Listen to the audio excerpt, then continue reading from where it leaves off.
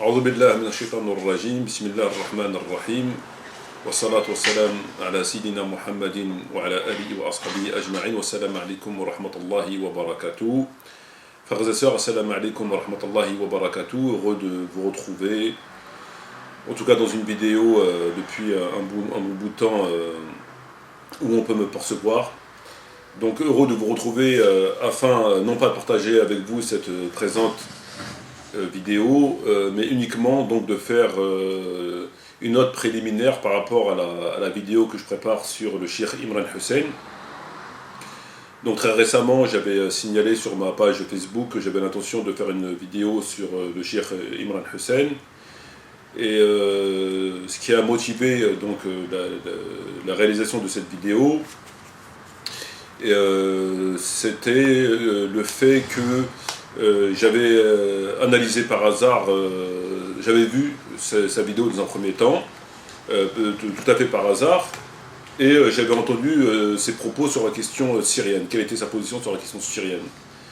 Alors il s'avère que j'ai été réellement choqué par les propos qu'il a tenus sur la question syrienne, donc je ne vais pas rentrer dans le vif du sujet, je ne vais pas aborder le sujet dans cette vidéo, parce que ce n'est pas le but de cette vidéo, c'est uniquement une note, ce qu'on peut appeler une note préliminaire.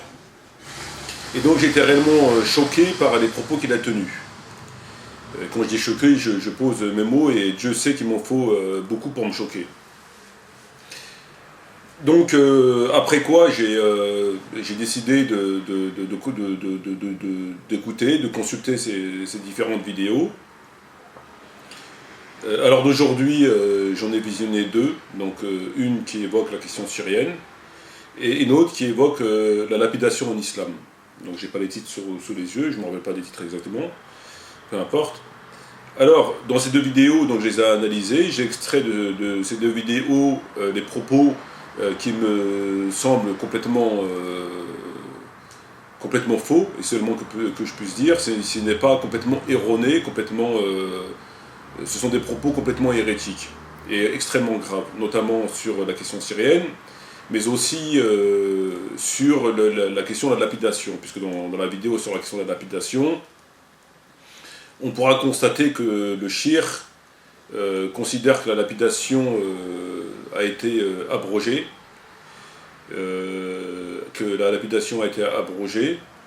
et donc il explique par quels moyens, par quelle étude théologique il en est arrivé à ces conclusions, et que le verset sur la lapidation d'ailleurs n'a jamais existé. Il a existé dans les religions précédentes, mais pas dans la religion islamique, donc dans les religions monothéistes, le judaïsme et le christianisme, mais pas dans l'islam. Et donc que la lapidation n'a plus lieu d'être, conformément à son étude, et que le hadith mentionné, notamment celui où Omar ibn Khattab parle de la lapidation, sont des hadiths qui sont fabriqués. Donc on verra par quel cheminement théologique, si cheminement théologique il en est arrivé à cette conclusion, que je considère extrêmement grave, puisque là on parle d'une loi, on parle du Coran, on parle du prophète, et on ne peut pas balayer une loi comme ça, parce que on considère que ceci, on considère que cela, il en faut beaucoup plus que ça. Et donc ce sont des propos extrêmement graves. Donc les points que j'ai relevés dans ces deux vidéos, et que je vais développer, à présent j'ai besoin d'un certain nombre de temps afin de récupérer les preuves, donc des textes provenant du Coran et de la Sunna, et bien sûr des textes qui sont pas du tout contredits, qui sont complètement établis, donc ce qu'on appelle la matière grise. Donc il est nécessaire que je réunisse ces éléments-là afin de donner plus j'aurai d'éléments et plus je donnerai du poids à mon étude et à la réponse que je vais apporter au Cheikh Imran Hussein. Donc j'ai relevé un certain nombre de points dans son discours. Alors les points les plus importants, parce que bon, je passe sur une espèce de je considère que c'est carrément du délire sur la question, sur la machination, sur le complot, sur la question syrienne. D'ailleurs lui-même pendant un moment il n'arrive pas à comprendre lui-même la théorie qu'il avance, puisque pendant un moment il dit que ce qui s'est passé en Libye et ce qui s'est passé en Tunisie fait partie du plan, fait partie du complot, et c'est pour ça que l'OTAN est intervenu, et donc ça fait partie du complot, c'est un stratagème réalisé depuis un certain nombre de temps, préparé depuis un certain nombre de temps par, entre autres, bien sûr, Israël.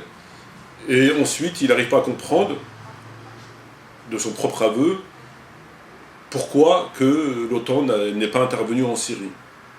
Pourquoi que l'OTAN n'est toujours pas intervenue, le conflit syrien dure depuis plus de 2 ans maintenant, et que donc si ce qui s'est passé en Libye, ce qui s'est passé en Tunisie faisait partie d'un programme datant d'un certain nombre de temps émanant de certaines puissances, et notamment, comme je viens de le dire, Israël, dans ces cas-là, pourquoi que l'OTAN n'est pas intervenue pour renverser le gouvernement syrien, comme elle est intervenue pour la Libye. La Tunisie, ce n'était pas nécessaire, mais comme elle est intervenue pour la Libye, pourquoi qu'elle n'intervient pas pour le gouvernement syrien?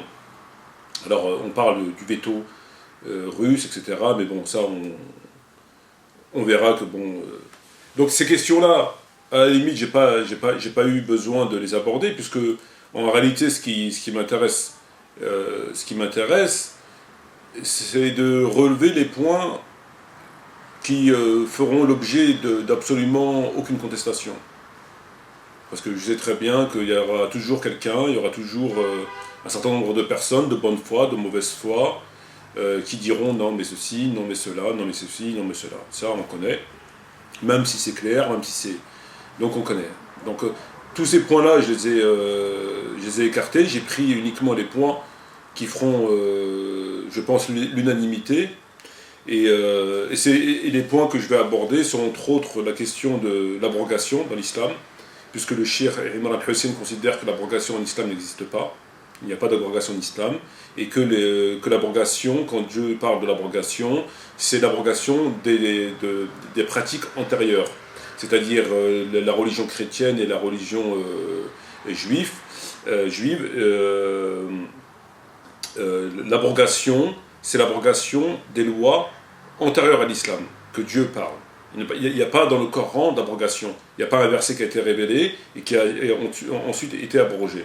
Donc d'après ce que le cheikh a dit, l'abrogation, entre guillemets, interne, n'existe pas.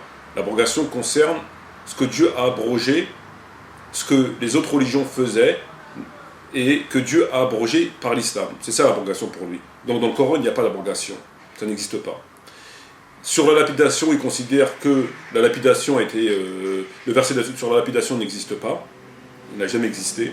Donc ce qu'il dit Bukhari, etc., c'est pas vrai. C'est une fabrication humaine. Et que l'abrogation de... la lapidation a été abrogée. Donc les religions précédentes pratiquaient l'abrogation, mais la lapidation, mais que ça a été abrogé ensuite. Donc il nous explique son cheminement, comment il en est arrivé là. Ensuite, il nous dit que ceux qui sont morts en Syrie combattant le régime syrien sont en enfer. Donc les rebelles, peu importe, qui fassent partie de tel ou tel groupe, et qui ont combattu le régime syrien et qui sont morts, sont en enfer. Et ceux du côté du régime syrien qui meurent, donc les soldats du régime de Bachar al-Assad, ou entre autres le Hezbollah, les soldats du Hezbollah, sont au paradis, sont des martyrs. Ce sont les propos de Imran al-Hussein. Enfin, il nous dit que Iblis est un ange. Bon, là, on ne peut pas vraiment le vouloir, compte tenu du fait qu'il n'est pas le seul à le dire. Donc, qu'Iblis est un djinn et non pas un ange. Donc là, comme je viens de le dire, on ne peut pas vraiment lui en vouloir, puisqu'il y en a beaucoup qui l'ont dit, notamment des gens avec un certain niveau théologique. Donc Iblis serait un djinn et non pas un ange. Alors, il nous explique à travers sa vidéo comment il en arrive à ces conclusions. Il a une méthodologie qui est très positive, malheureusement il l'applique, je considère, complètement à l'envers, puisque sa méthodologie consiste, comme je l'avais déjà dit dans des vidéos moi aussi, à prendre tous les éléments. Lorsqu'on étudie un sujet, Si ce sujet est coranique, on ne peut pas se contenter de prendre le verset et de l'appliquer selon la compréhension du verset qu'on a sous les yeux. Il est essentiel, il est important de développer ce, entre autres, en essayant d'élargir le maximum, si c'est possible par la sunna, la question, afin de tout savoir, enfin d'essayer de tout savoir ce qui est dit sur le sujet en question. Donc ça c'est quelque chose, c'est une méthodologie qui est tout à fait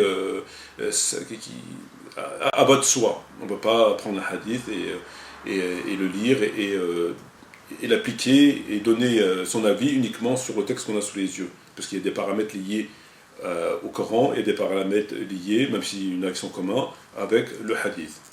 Donc là-dessus, il a absolument raison. Donc on verra comment on est arrivé à dire qu'à travers la lecture du Coran que Iblis étant un djinn et non pas un ange, puisqu'il a régi sa recherche, il a pris tous les éléments. Et enfin, et pour terminer, frères et sœurs, c'est le tafsir du Cheikh Imran al-Hussein concernant la sourate 5, verset 51.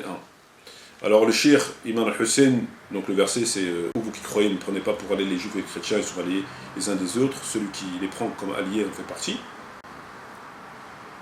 Alors ce que nous dit le Cheikh à travers l'explication de son tafsir, parce qu'il nous fait un tafsir particulier, donc un tafsir qui n'a absolument rien à voir avec rien à voir du tout avec le tafsir de Tabari, avec le tafsir d'Ibn Kathir, avec le tafsir, absolument aucun rapport. Donc je ne sais pas d'où il a sorti son tafsir, je ne sais pas comment, il a eu une inspiration, parce qu'il a absolument aucun rapport. Donc, pour dire deux mots très rapidement sur ce verset, selon le tafsir du Cheikh Imran Hussein, c'est que ce verset, et non pas une information, ce n'est pas une information que Dieu donne, mais c'est une annonce.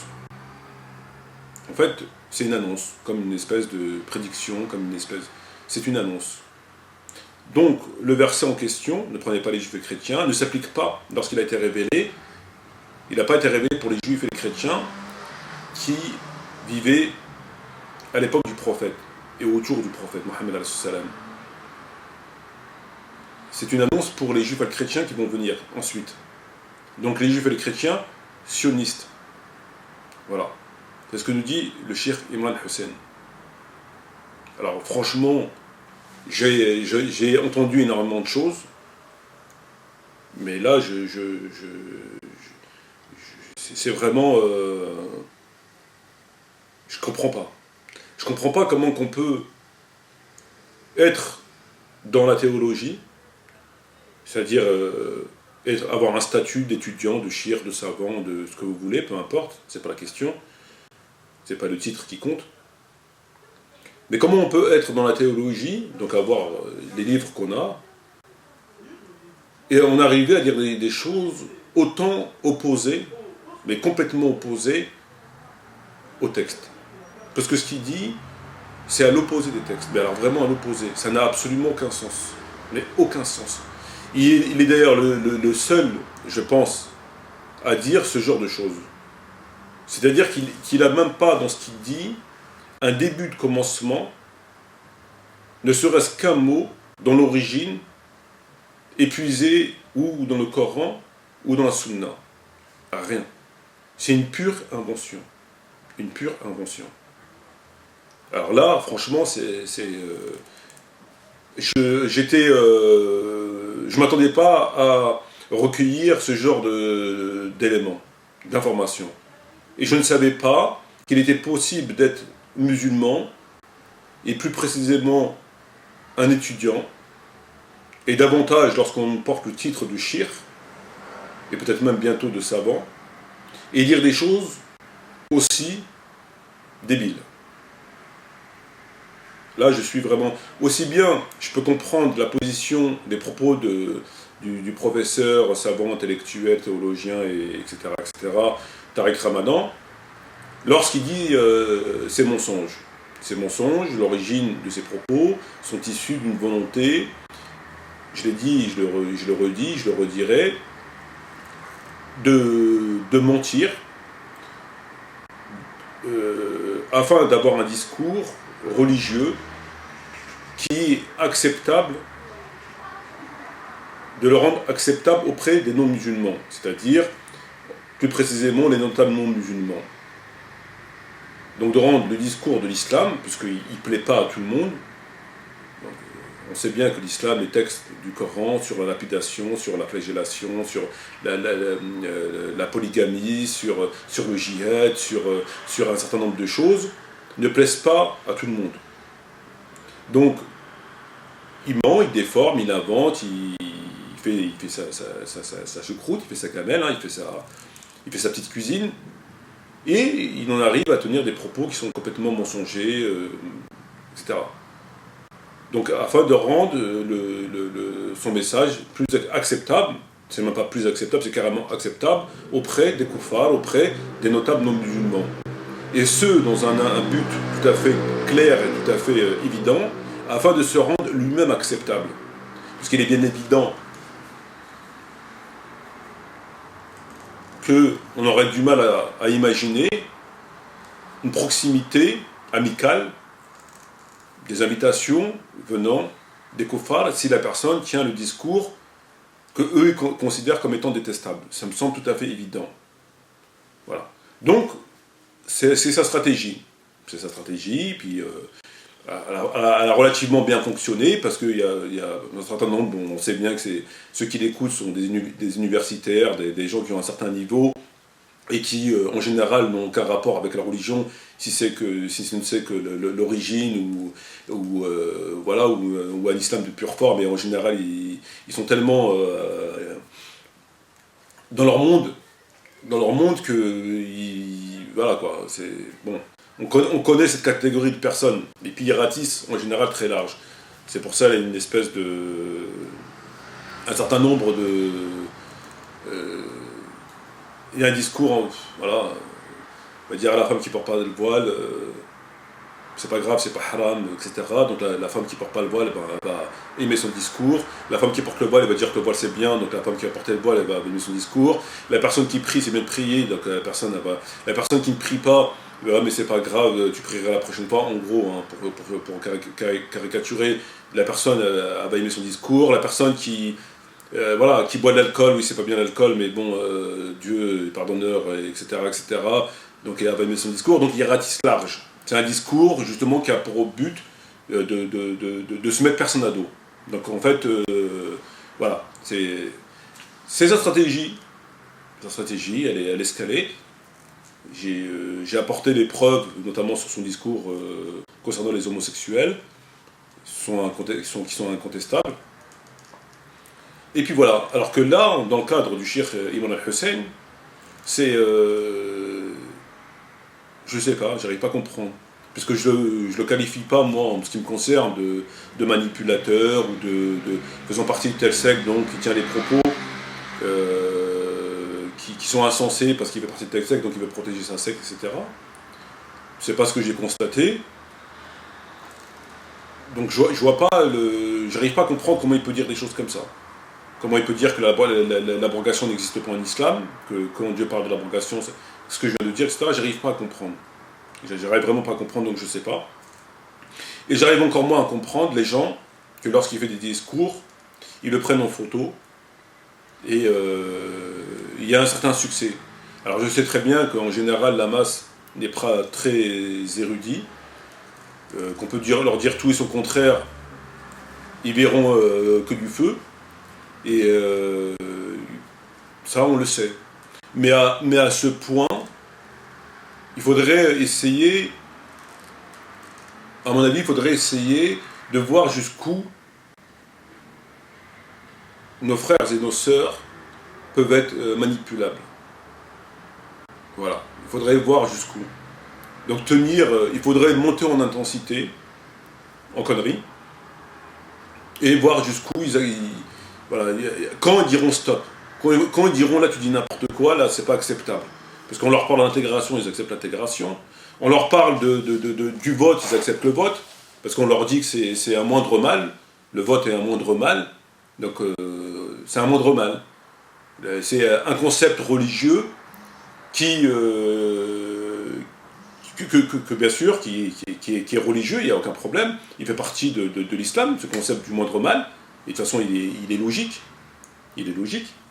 entre deux mal on prend le moindre mal, donc partant de ce concept du moindre mal, on leur dit c'est le moindre mal.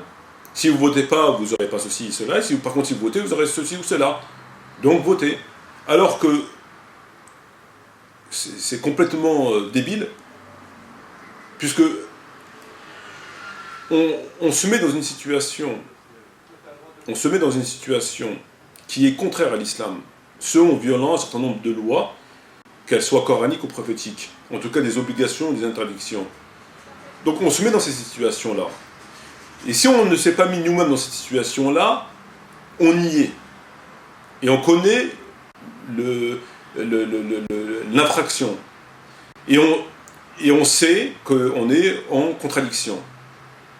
La première des choses à faire pour tout musulman sincère et jouissant de ses facultés, c'est d'essayer de revenir et non pas de s'enfoncer. C'est essayer de revenir. Ça, c'est une démarche. Voilà. Là, on vous dit quoi? On vous dit qu'en fait, on est dans cette situation, on vous met même pas on n'attire même pas votre attention sur cette situation, et on va vous dire que c'est le moindre mal. Alors là, c'est fort. C'est fort. Puisque, effectivement, si c'est le moindre mal, mais le mal, la racine du mal, elle n'est pas là, elle est ailleurs. Donc, ce qu'on doit faire, c'est pas de choisir entre deux haram, c'est de sortir du haram. Et non pas de dire qu'il faut choisir un haram. Et ça, il n'y a personne parmi ces équipes qui le dit.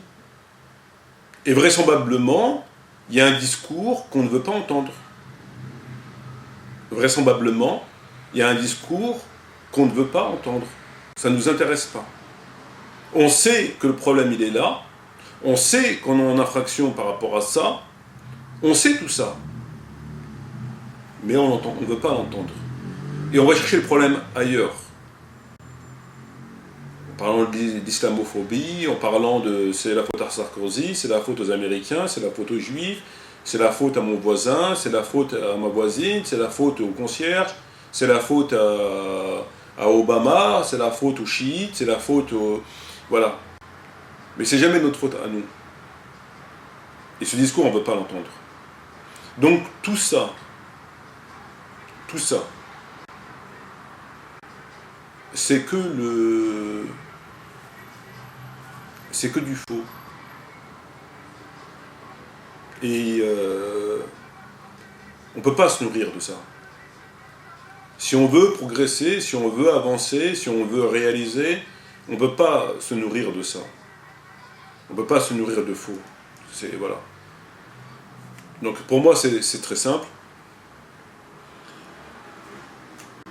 Donc c'est quand même... je ne sais pas si ça touche uniquement les musulmans de France, si ce problème-là est propre aux musulmans de France, en tout cas plus profondément que ceux de Belgique ou d'ailleurs. Peut-être qu'ils sont plus acharnés sur d'autres sujets. Mais je trouve ça quand même relativement voilà, parfois inquiétant, parfois voilà, j'arrive pas à comprendre. Donc frères et sœurs, il est important de ne pas vous laisser duper par ces gens qui viennent prêcher, qui viennent parler, qui ont des beaux discours, qui ont des bonnes théories et qui en réalité avalent strictement rien. Il faut analyser. Et c'est ce qu'on fera, Inch'Allah, dans la vidéo concernant le Cheikh Imran Hussein, sur ses propos sur la Syrie et sur la lapidation, sur les points que j'ai évoqués. Voilà, sur ce, je vais vous faire, c'était pour vous, cette vidéo avait aussi pour J'avais l'intention de vous saluer, ça faisait plus d'1 an qu'on n'avait pas l'occasion de, entre guillemets, de se voir, parce que vous me voyez, moi je ne vous vois pas. Donc je tiens à remercier les frères et les sœurs qui interviennent sur Facebook afin d'essayer de débattre et de faire quelque chose, un tout petit peu. Je vous encourage à défendre votre religion, parce que c'est ce que vous avez de plus cher. Donc je vous encourage à défendre votre religion, à défendre votre religion, à vous battre pour votre religion, puisque si Dieu vous le permet, c'est une grande bénédiction. C'est une très grande bénédiction. Ça vous permet de faire des bonnes œuvres. Et je vous encourage à ne pas être dupe. À ne pas être dupe de plein de discours qui n'ont ni origine, qui sont...